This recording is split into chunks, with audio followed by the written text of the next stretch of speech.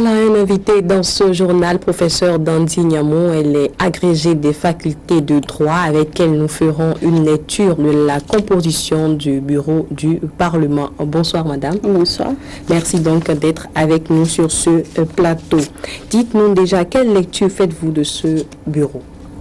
Alors, avant de parler de la lecture, je voudrais quand même dire toutes mes félicitations pour les membres de ce nouveau bureau et notamment au président Adrien Mbedi.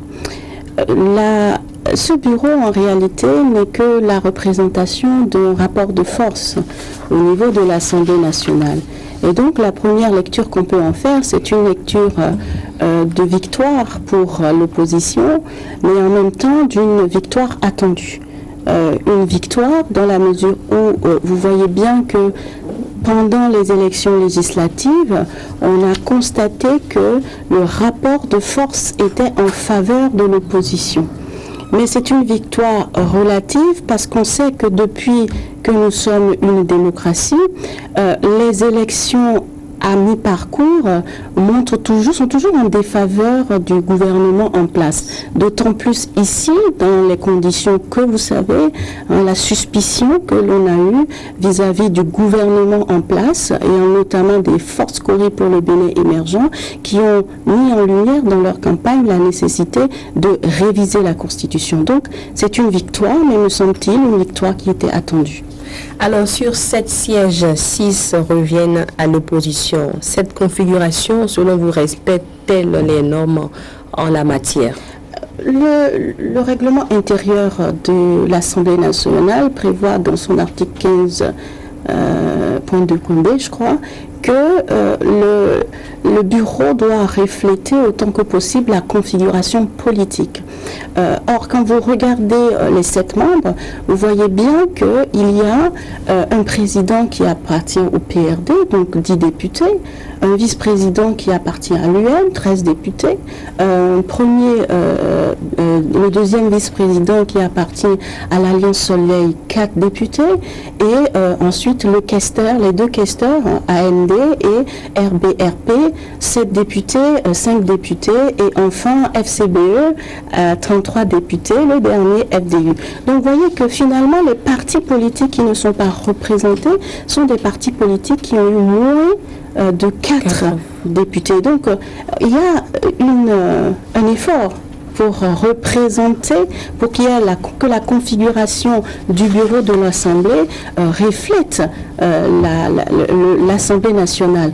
Mais attention, le fait de demander qu'il y ait une représentation de la configuration politique ne veut pas dire qu'on va à une présentation mathématique des forces en présence. Donc, il était, me semble-t-il, attendu que avec ces élections, avec le nouveau bureau, que le bureau passe soit du côté de l'opposition au gouvernement en place. Voilà, mais la Cour n'a toujours pas statué sur le contentieux électoral pour les résultats définitifs. Sommes-nous toujours en phase avec la loi?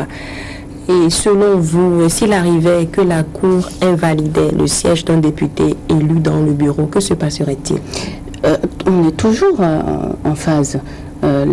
Ce qui se passe quand il y a comme ça une invalidation d'un siège d'un député, c'est que ce dernier est remplacé. La procédure de vote qui a été utilisée a été un vote poste par poste.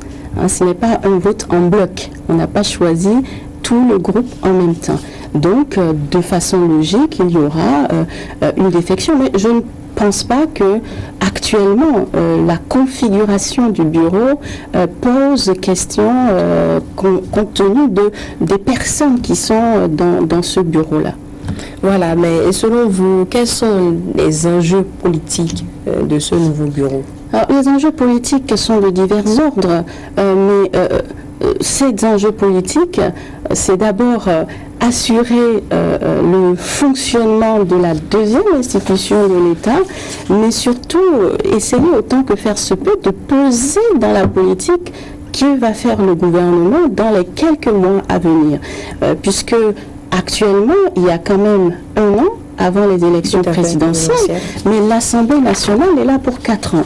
Donc vous constatez que cette présence sur une année va être importante pour l'Assemblée nationale et notamment le bureau, où le président est quand même la deuxième personne de l'État et au moment des élections présidentielles, c'était le challenger du président en place. Mais en même temps, sur le plan pratique, parce que nous sommes dans un régime présidentiel, la présence de ce bureau d'opposition pèsera que relativement sur le fonctionnement de l'État. Parce que l'État, le président de la République, a quasiment tous les moyens de fonctionner et la prise en compte des ordonnances de l'article 68, qui a été une pratique banalisée sous notre République, lui permettra de fonctionner, quelle que soit en fait l'obstruction qui peut exister, obstruction voulue ou pas, en mettant en œuvre leur propre politique. Il est normal que la vision diffère du gouvernement à celle de l'opposition. Donc les enjeux, c'est de tenir sur un an dans la durée pour diminuer autant que faire que possible les velléités du gouvernement en place et pouvoir venir vraiment au règne du pouvoir en prenant la présidence, ce qui exclut au regard de la Constitution. Mais selon vous, est-ce que ce bureau-là pourra travailler normalement, vu que c'est plus ou moins un bureau d'opposition? Est-ce qu'il ne va peut-être pas barrer la voie au gouvernement? Non, le gouvernement, notre régime est présidentiel. Et comme notre régime est présidentiel, le président de la République a vraiment les plus larges pouvoirs pour faire fonctionner les institutions, même si l'Assemblée nationale peut lui mettre les bâtons dans les roues. Et on l'a constaté puisque sous Soglo, le président Soglo, comme sous le président Kérékou, quand il y a eu une obstruction de la part des parlementaires, ils ont utilisé chaque fois l'article 68 pour pouvoir faire passer des accords, faire passer notamment les différents budgets. Et même le code des investissements est passé comme ça. Donc le président de la République sentira nécessairement le contre-coup de la présence de l'opposition. Ça ne sera pas évident, mais il faudra négocier, et c'est ça la valeur de la démocratie. La démocratie, ce n'est pas l'unanimité. La démocratie, c'est aussi la collaboration entre les deux pouvoirs, la collaboration entre l'exécutif et le législatif. Voilà, nous sommes pratiquement à la fin de cet entretien. Je ne sais pas si vous avez un mot rapidement pour conclure. Pour conclure, il ne tient qu'à féliciter maintenant vraiment le nouveau président de l'Assemblée nationale et dire combien on est heureux que le Bénin montre toujours sa vitalité politique, sa vitalité démocratique, et on espère qu'on continuera ainsi dans la paix et dans la bonne entente entre les différentes institutions étatiques. Merci, professeur Dandy Niamou. Je rappelle que vous êtes agrégé des facultés de droit. Avec vous, nous avons donc fait une certaine lecture de la composition du nouveau bureau. Merci pour toutes ces précisions. Restez avec nous pour la suite de ce journal.